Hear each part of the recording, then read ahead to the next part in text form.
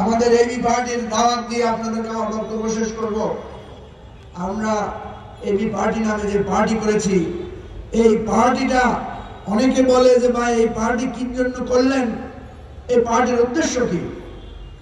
আমরা বাংলাদেশকে একটা কল্যাণ রাষ্ট্রে পরিণত করতে চাই, যাতে এখানে লেখাপড়া, স্বাস্থ্য সেবা এগুলো মানুষ ফ্রি পায়।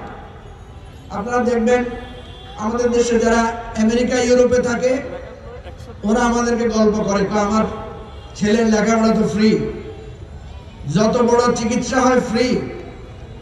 আমাদের দেশের মানুষের লেখাপড়া, স্বাস্থ্য সেবা এবং যারা বয়স্ক আছেন তাদের যাতায়াত এগুলো ফ্রিতে রাষ্ট্রের পক্ষে করা সম্ভব যদি এটা একটা কল্যাণ রাষ্ট্র হয়। এখানে নারীদের শিক্ষা, নারীদের কর্মসংস্থান অনেক বেশি